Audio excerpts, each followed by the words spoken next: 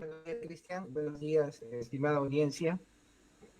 Sí, precisamente, debido a que en la actualidad, a pesar de que todavía fenómenos, bueno, atmosféricos eh, han evitado de que de repente o que se demore un poco este cambio de estación, igual, en algún momento, en unas pocas semanas, y ya se está viendo, ¿no? Cambios de temperatura importante, y esto promueve la aparición de ciertas enfermedades, sobre todo las que vamos a tratar el día de hoy, que son las infecciones respiratorias, y en este caso enfocado a lo que es el grupo etario de niños y adolescentes.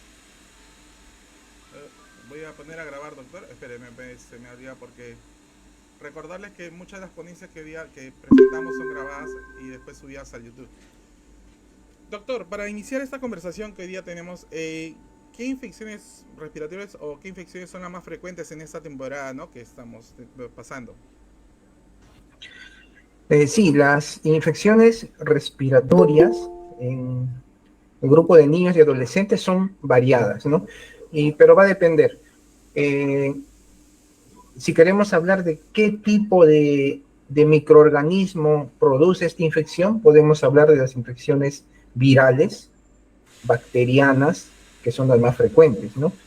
Las infecciones virales son en realidad las que ocupan el mayor porcentaje, las que afectan mayormente a los niños, sobre todo los más pequeñitos, y también tenemos las infecciones bacterianas, que hay un porcentaje también importante que hay que considerar. Y si hablamos de dónde va a producirse, en qué parte del cuerpo se va a producir estas infecciones, tenemos que puede comprometer las vías respiratorias altas. Las vías respiratorias altas son la nariz, la faringe, las amígdalas, los oídos inclusive, o parte de la laringe, ¿no? Del tubo que tenemos por donde baja el aire hacia los pulmones.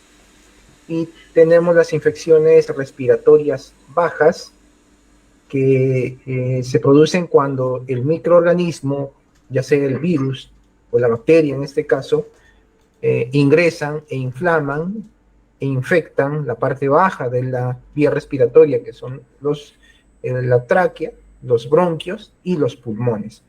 Entonces, podemos tener diferentes patologías. Por ejemplo, en la parte alta, lo que es común, los resfríos que son producidos por muchos virus. Tenemos también en la actualidad lo que es los virus del SARS-CoV-2, por ejemplo, el COVID, que también produce síntomas similares a los resfríos. Tenemos la otitis, la inflamación del oído medio. Tenemos las amigdalitis, las faringitis, y en la parte baja podemos tener las bronquitis, las neumonías, ¿no? Que son bastante importantes de saber reconocer tempranamente, sobre todo. Uh-huh. ¿Hay alguna forma de diferenciar una infección bacteriana de una viral, doctor? Cristian, creo que no se oye tu audio. Ya, ahora sí, disculpe, doctor. Le comentaba si había alguna forma de diferenciar entre una infección viral o una infección bacteriana. Eh, antes de aclarar esa inquietud, que es bastante importante aclararla, hay que aclarar de que las infecciones virales son aquellas infecciones que son producidas por virus y que no requieren tratamiento antibiótico. Como todo virus, ingresa al cuerpo, produce molestias, produce síntomas durante algunos días, y las infecciones bacterianas, estas infecciones virales no van a requerir tratamiento antibiótico, que es la principal diferencia. En cambio, las infecciones bacterianas, cada una tiene ciertas características, sí van a requerir tratamiento antibiótico. Ahora bien, en muchas ocasiones es difícil diferenciar si se trata de una infección viral o una infección bacteriana, sobre todo al principio.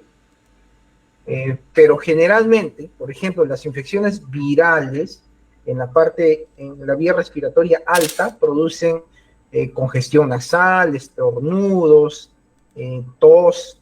Esto es lo que vemos frecuentemente, ¿no? Sobre todo en los niños más pequeñitos. Entonces, cuando una enfermedad de la infección respiratoria se produce y produce estos síntomas, Lo más probable es que sea una infección viral.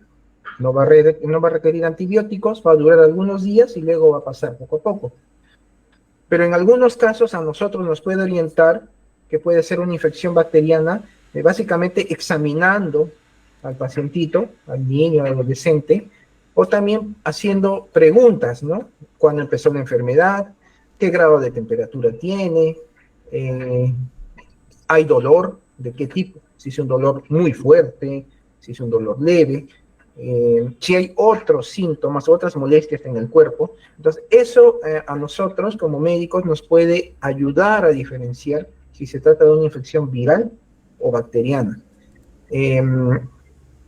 Dicho sea de paso, la mayoría de infecciones, vuelvo a repetirlo, sobre todo en niños más pequeñitos, son virales. Y va a depender, pues, de dos cosas, ¿no? El examen físico que nosotros le hagamos y de las preguntas que nosotros le hagamos a los padres o cuidadores cuando acuden a la consulta. Pero no existe ningún examen específico, salvo en algunos casos, por ejemplo, alguna radiografía, si es que nosotros sospechamos que podría ser una neumonía que requiere antibióticos, podríamos solicitarlo. Claro, doctor. Justo mencionarle que en relación al tema de las enfermedades virales, claro, siempre se dice, ¿no? O los niños que se encuentran en etapa escolar, ¿no? Es una enfermedad viral asociada al verano o asociada al invierno, ¿no?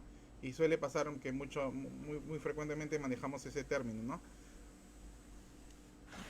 Así es.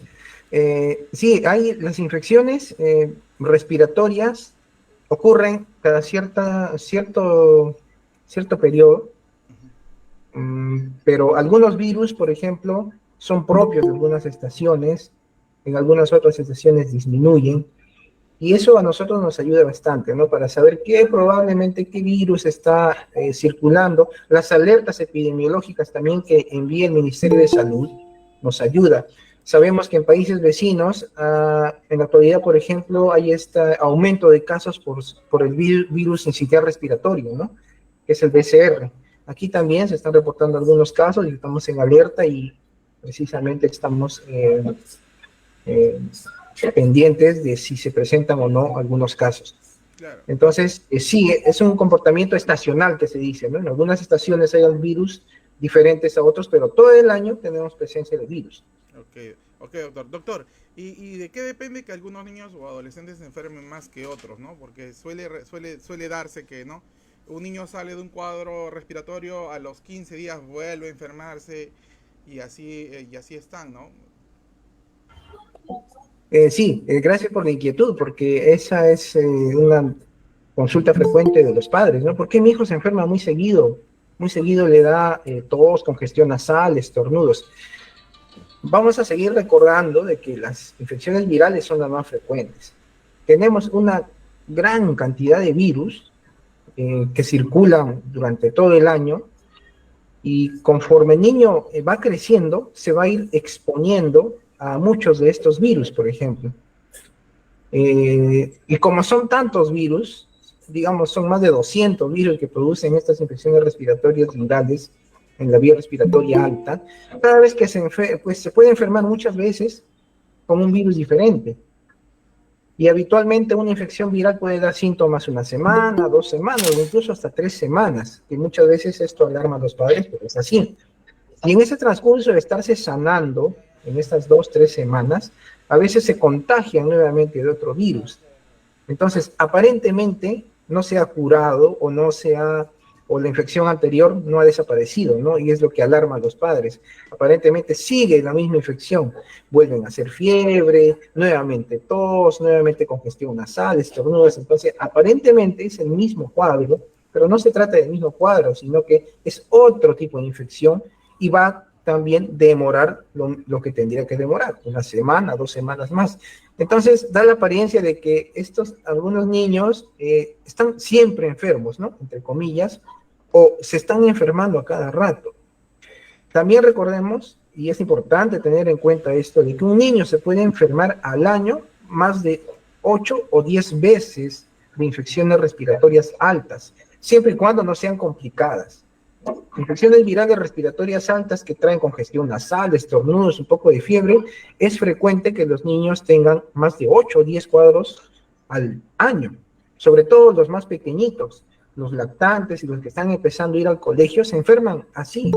Algunas veces dura un día, otras 2 días, otras una semana, 2 semanas, y esto es lo que frecuentemente alarma a los padres de familia. Pero hay que entender de que esto es propio de la exposición del niño a estos virus. O sea, es parte de su crecimiento y desarrollo porque se tiene que exponer a los virus inevitablemente, y eso va a servir también para que su inmunidad madure, y cuando se expongan nuevamente a estos virus, pues ya no se van a enfermar tanto o no se van a enfermar. Ahora bien, hay que también diferenciar de aquellos niños que se enferman de una infección respiratoria y se complican. Hay niños que sí presentan complicaciones cada vez que se enferman de una infección respiratoria. Algunos pueden hacer infecciones que necesiten antibióticos frecuentemente. Otros pueden complicarse, por ejemplo, con una neumonía más de 1 o 2 veces al año. Entonces, estos niños o adolescentes que tienen esta tendencia a enfermar gravemente, sí deberían ser estudiados más detalladamente. ¿Por qué? Porque puede ser que tengan de repente algún problema de inmunidad, algún problema pulmonar, que constantemente les favorece estas complicaciones. Y vuelvo a repetir, ¿cómo nosotros podemos sospechar o encontrar esto? Preguntando, haciendo la anamnesis, ¿no? A los padres, a los cuidadores, desde cuando está enfermo, cuántas veces se enfermó, requirió antibióticos, qué tipo de antibióticos requirió, si se hospitalizó. Por eso es importante que los padres, cuando nosotros les preguntamos, nos den información lo más fiel y certera posible para nosotros poder saber de qué tipo de problema de esto se trata. Ok, doctor. Doctor, en relación a la pregunta que usted justo que estábamos desarrollando, a mí me queda la inquietud, ¿no? Porque a veces dicen, o a veces se ha mencionado, que el hecho reiterativo de que un niño padezca una enfermedad respiratoria puede asociarse a posibles más adelante tu hijo puede tener asma o puede presentar cuadros o es que es asmático, y eso creo que no se determina de manera tan sencilla en base a una o dos enfermedades respiratorias, en base a lo que usted está mencionando, ¿no? Claro, si hablamos específicamente del tema que es el asma es una enfermedad crónica. Vamos a entenderlo así, ¿no? Un poco más fácil. Uno ya genéticamente nace con esa predisposición. Entre comillas, podemos decir que el niño está programado, o sea, la persona está programada para ser asmática y lo va a hacer toda su vida. Lo que sucede es que en algunos casos este asma puede pasar desapercibido o no presentar molestias hasta determinada etapa de la vida. Cuando se expone de repente a algún tipo de virus o hay algún factor externo, voy a mencionar algunos, por ejemplo, mala alimentación, uso de tabaco frecuente, por ejemplo, por los familiares, que se ve aquí indagar bastante. Entonces, estos factores van a hacer que ese asma, que está como dormido, se presente. Entonces van a empezar a hacer crisis de broncoespasmo, le va a silbar el pechito, dificultad respiratoria. Pero no es que las infecciones, o sea, el exponerse a los virus le ha producido asma o que tenga una crisis asmática, sino que ya el cuerpecito de por sí está programado para ser asmático, y si no lo hace en ese momento, lo hará en cualquier momento de la vida y presentará los síntomas. Y lo que se trata en las consultas, y nosotros insistimos en eso, de los niños que, por ejemplo, probablemente tengan asma, es que sigan controles con su pediatra o con su neumólogo pediatra para evitar que desde estas crisis y cuidar la salud de sus pulmones para que no se esté enfermando seguido y no se deteriore su pulmoncito. Mire, qué interesante saberlo, ¿no? Qué interesante y qué importante como lo está mencionando. Recordarles a los que se encuentran conectados hoy día a esta capacitación, a esta telesalud, que están invitados a dejarnos sus consultas a través del chat, si gustan, o pueden levantar la mano para poder hacer alguna consulta. De igual manera, a través del Facebook también estamos recibiendo las consultas que nos vayan dejando durante el desarrollo de este programa, ¿no? Doctor, a veces suele pasar que los papás, en base a la experiencia o en base al conocimiento que manejamos, acudimos a la farmacia y ya tenemos en mente un medicamento predeterminado para tratar de curar la tos o para tratar de cuidar el tema del moco. y a veces en vez de ayudar dificultamos el trabajo porque al final damos una medicación en base a los conocimientos de padre y como lo repito, ¿no? Terminamos complicando los casos a veces, ¿no, doctor? Eh, ¿Cómo manejar o cómo orientar a los padres o a los cuidadores, ¿no? Para evitar este tema, que estas situaciones se sigan repitiendo. Claro, esa inquietud y esa, bueno, actitud se comprende, ¿no? Porque los padres, uno como padre se preocupa por sus hijos y busca la mejor solución. Ningún padre lo hace por hacer daño a su hijo, comprarle un otro medicamento, pero a veces hay factores también que influyen en el pensamiento del padre, de la madre, del cuidador, y cada vez que su niño se enferme con una infección respiratoria, es decir, de repente tiene fiebre, tos, congestión nasal, estornudo, le duele la garganta, pueden optar por ir a la farmacia, una botica, o consultar de repente a un amigo, ¿no? Una vecina, un vecino, y le dice, esto le puede hacer bien, o porque a mi otro hijito le hizo bien, de repente ahora a mi hijo le puede hacer bien, o porque oí de repente en la televisión o en las redes sociales que usando este producto, o cada vez que tenga fiebre dan antibióticos, entonces eso puede promover que los padres y cuidadores obtengan de alguna manera estos productos. ¿Qué es lo que frecuentemente se obtiene? Y esto es automedicación, ¿no? Esto es automedicación. Entonces, vamos a ver por qué no es importante también automedicar. Lo que frecuentemente se compra o se obtiene para estas infecciones respiratorias, que son antibióticos. Es lo primero que piensan los padres de familia, los cuidadores, que tiene fiebre, tos, congestión nasal, dolor de garganta, que tengo que dar antibióticos porque es una infección.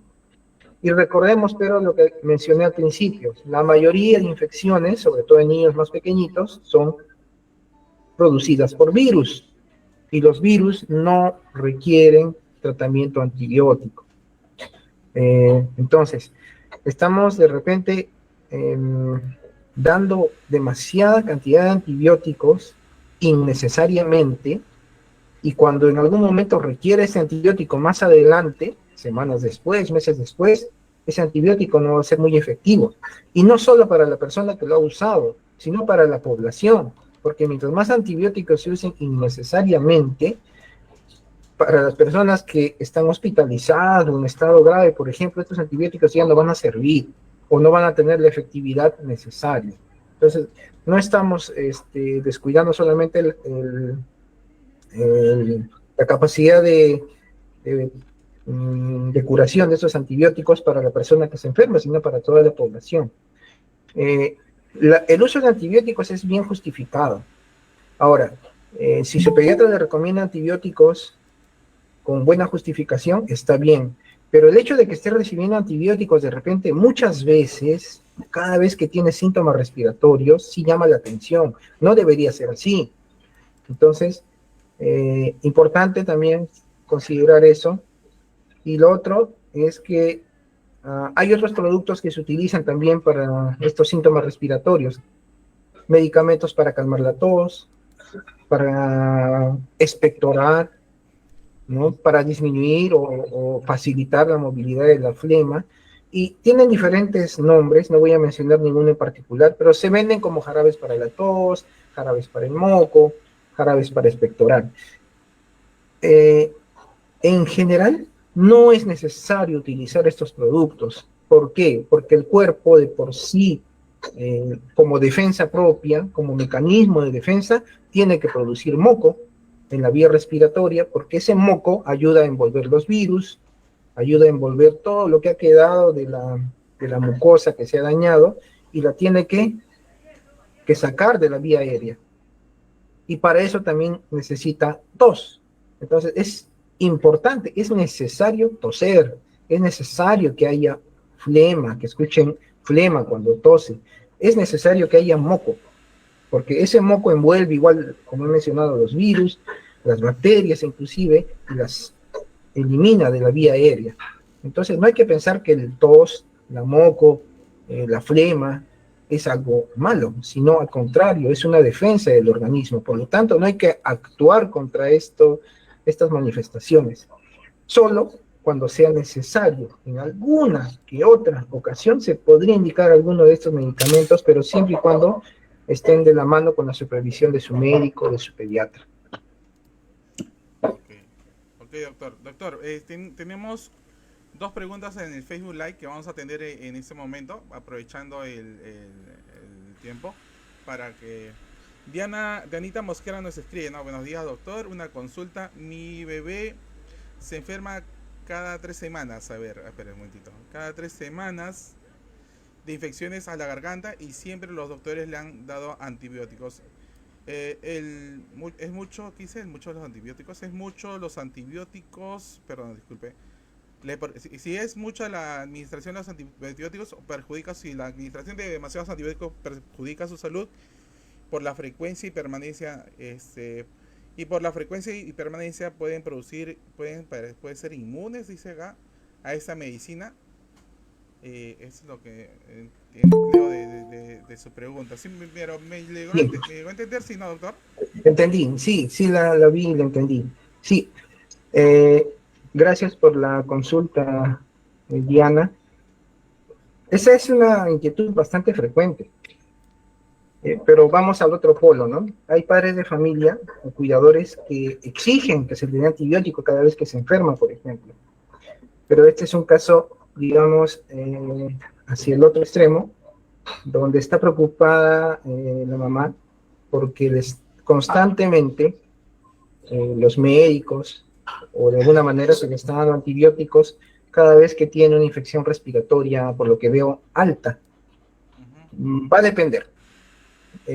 Como mencioné, no es habitual, no debería suceder que cada vez que se enferma requiera antibióticos, porque ¿eso qué significa?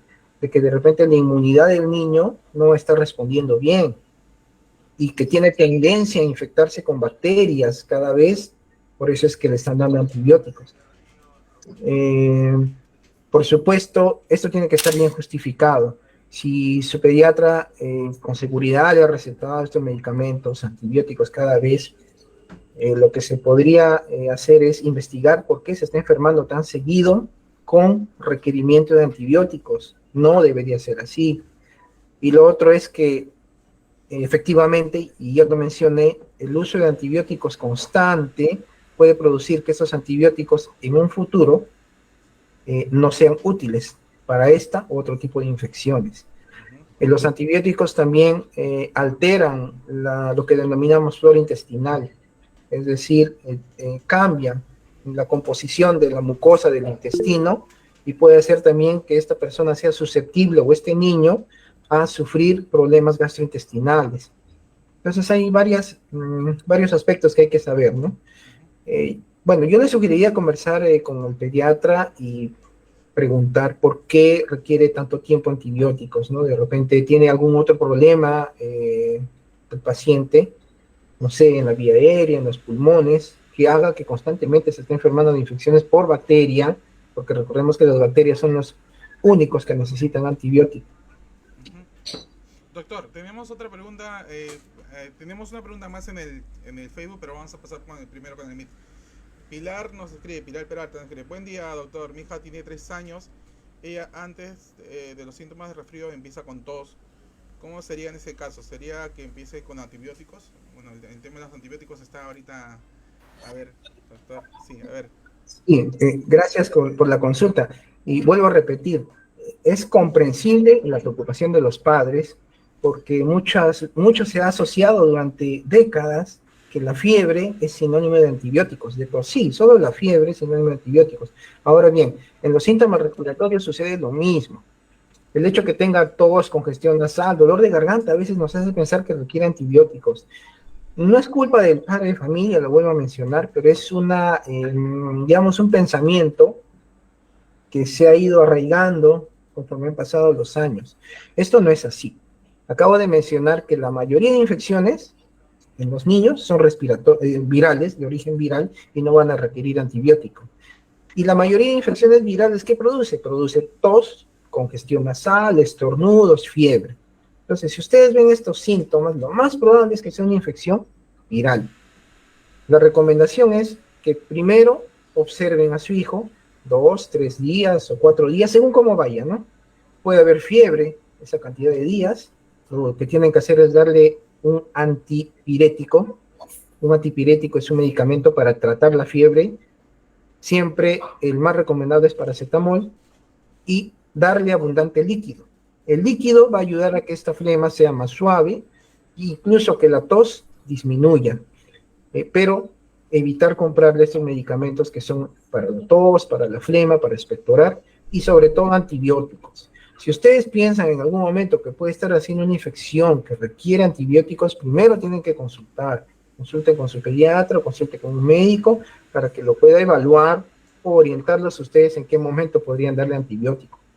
Pero no automedicar, o sea, no ir y comprar de frente el antibiótico y darle el antibiótico porque esto puede ser perjudicial si se usa inadecuadamente.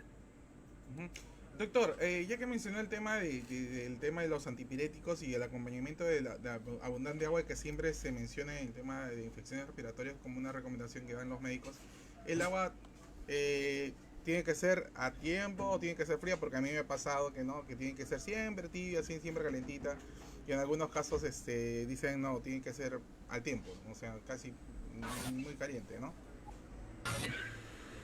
Sí, la temperatura del agua de preferencia tiene que ser tibia, ¿no? O un calor, pero caliente que no queme, ¿no? Que no le lesione la mucosa. Que sí, Claro. hemos visto casos en que bueno, no ha ocurrido, pero no. La idea es que el agua tibia o calientita hace que esas secreciones, esa flema y la mucosa que tenemos en la vía aérea funcione un poco mejor. Entonces le ayudamos, estamos ayudando a que produzca mejor la flema, a que esa flema se mueva más suave. Ese es el objetivo de tomar agua, líquido, con esa temperatura. Si le damos muy frío, de repente podría pasar de que pues la mucosa que está acostumbrada a una temperatura tibiecita se enfríe bruscamente y puede demorar un poco en producir un poco más de moco, en mover esas secreciones de la vía aérea. Pero la recomendación es usar agua tibia o agua calientita, ¿no? Evitar agua fría, helada. No porque lo va a enfermar, a veces también quiero aprovechar ahí de que también es un pensamiento un poco que está arraigado ahí, que el agua fría, el agua helada, le va a producir resfrío, le va a producir neumonía. Eso no es así. Lo que produce el resfrío, como mencioné, o la infección respiratoria es el virus o la bacteria. No lo produce el agua fría o helada. Pero el agua fría o helada va a evitar de repente de que esa mucosa funcione como debería funcionar. O va a demorar su función, ¿eh? Ok, doctor. Doctor, teníamos otra consulta a través del Facebook Live. Kat nos escribió y nos dijo, buenos días, doctor, ¿en qué casos sugiere el uso de los jarabes o antibióticos? ¿No? Volviendo al tema, ¿no? Gracias, Kat, por la consulta.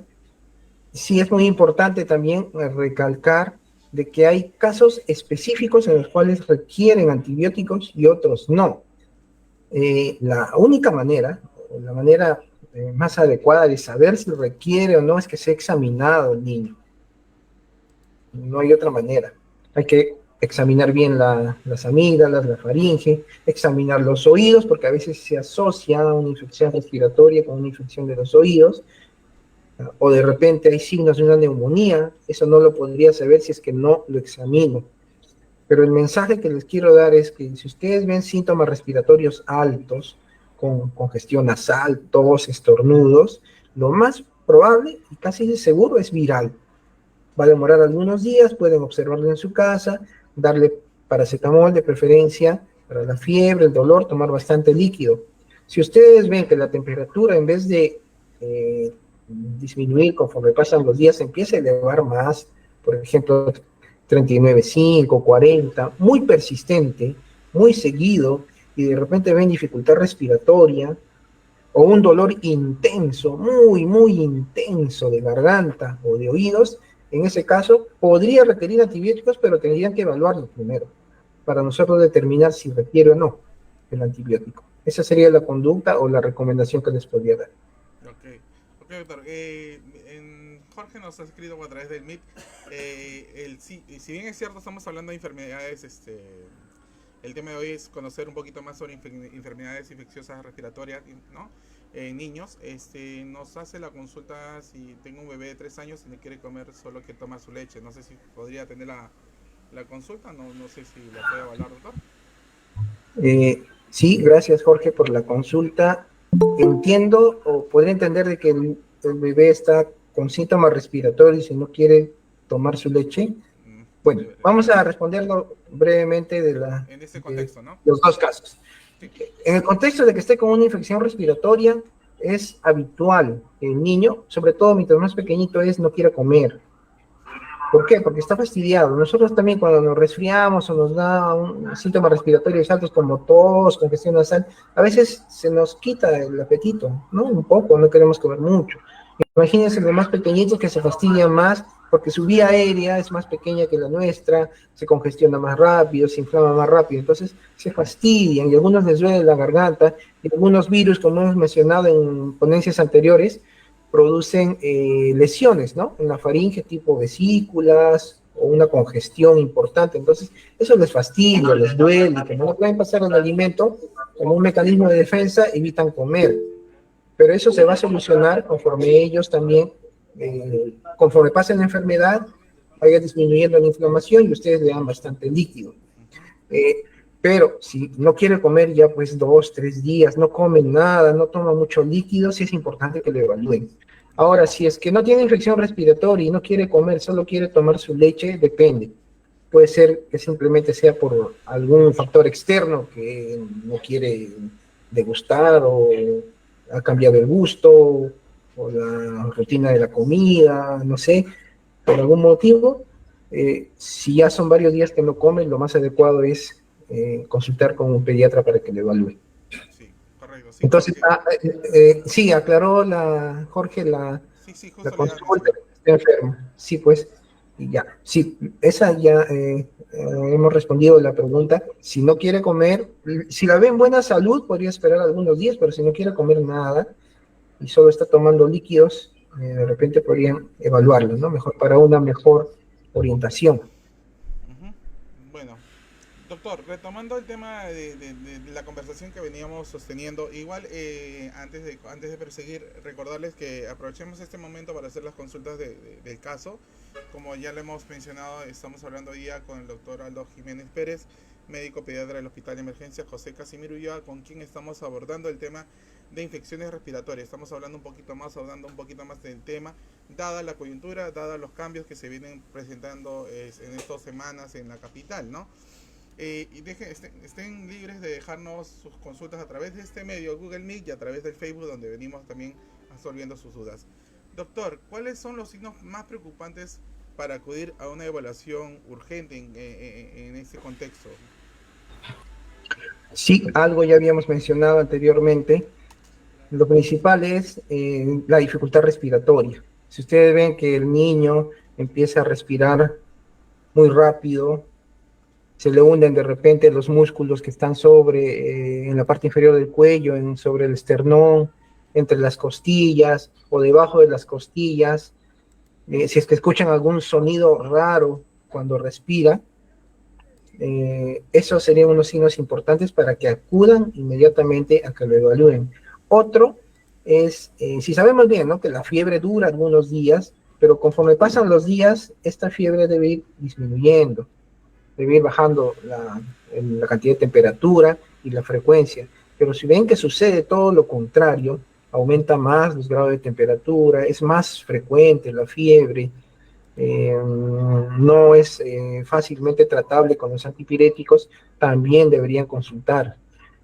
Otro motivo de consulta cuando tienen infección respiratoria que deben acudir inmediatamente para verlo es cuando empieza a vomitar muy seguido, se queja mucho del dolor de barriga.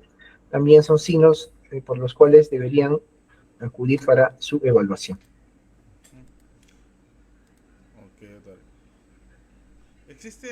Doctor, ¿existe algún medicamento, suplemento, vitaminas que ayuden o sirvan para prevenir este tipo de infecciones de las cuales estamos hablando? También es una inquietud frecuente y también es un pensamiento a veces que está un poquito arraigado. No hay ninguna sugerencia, ninguna vitamina específica para prevenir. Lo que sucede es que tiene que haber una buena nutrición, en primer lugar. La buena nutrición incluye que su alimentación sea saludable. Lo otro son las vacunas. Tiene que tener sus vacunas al día porque las vacunas protegen también por infecciones que se transmiten por vía respiratoria y que en algún momento pueden complicarse. Básicamente esos son dos pilares importantes, la vacunación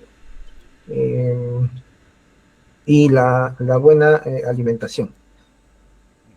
También, claro, también si hablamos de prevenir, por ejemplo, las infecciones en nuestro hogar, sobre todo a personas que son vulnerables, niños muy pequeñitos, por ejemplo, bebés o personas adultos mayores, o que tengan alguna enfermedad tipo de inmunosupresión, que estén en quimioterapia, que tengan cáncer, que tengan un problema pulmonar de base, por ejemplo, asmáticos que no están controlados o algún otro tipo de problema pulmonar.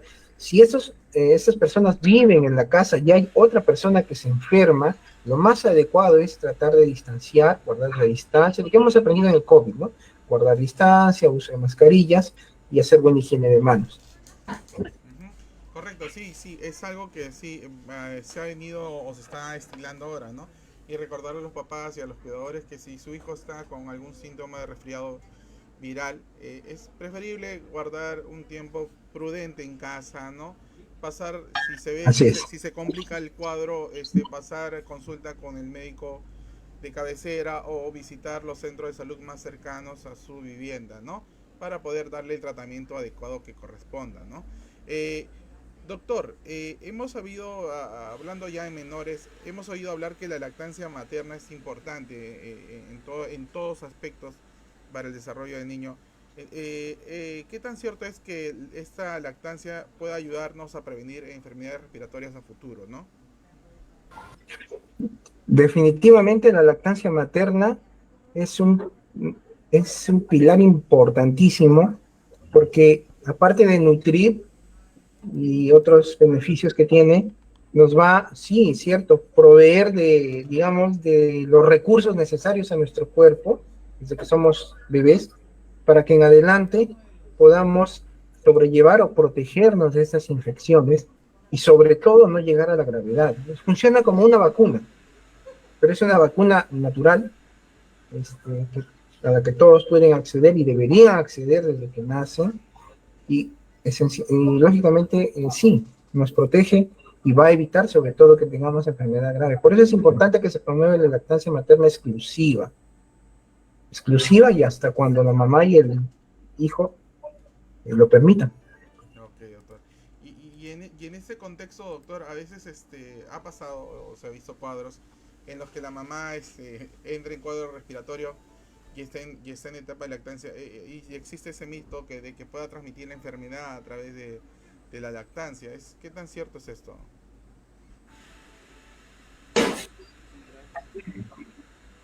Se oye mucho, o se ve bastante que cuando una mamá acude, ¿no?, a la consulta, no está lactando a su hijo porque le indicaron de que no debe lactar porque está enferma, está hablando de una infección respiratoria, ¿no? Si la mamá tiene una infección respiratoria alta, incluso lo hemos visto en el COVID, que sí puede lactar, es más, debería lactar porque estos anticuerpos o estas sustancias de defensa que se producen cuando uno se enferma, pasan por la leche materna y ayuda al niño o al bebé que está lactando a que pueda defenderse de esta misma enfermedad o en el futuro de esa misma o otras enfermedades.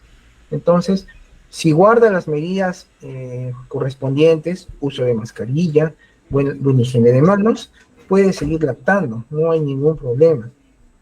Hay indicaciones específicas, ¿no? Pero motivos para evitar la lactancia en general, cuando está con infección respiratoria alta, no existe, debería seguir lactando, pero con las medidas correspondientes, ¿no? Mascarilla, lavado de manos. Ok, doctor. Y para redondear el tema de las enfermedades respiratorias, ¿existen algunas formas para evitar estas infecciones, algunas medidas preventivas, doctor? Como mencioné, sí, la mejor manera de prevenir las infecciones respiratorias es con una buena alimentación y estar bien vacunado. La buena alimentación incluye, vamos a aprovechar desde la lactancia materna y las vacunas. La buena alimentación, pues, es imprescindible porque nos va a proveer de las vitaminas, minerales necesarios para que nuestros mecanismos de defensa, las sustancias que nos ayudan a nuestro cuerpo a defendernos, estén en un nivel adecuado para poder afrontar esta enfermedad.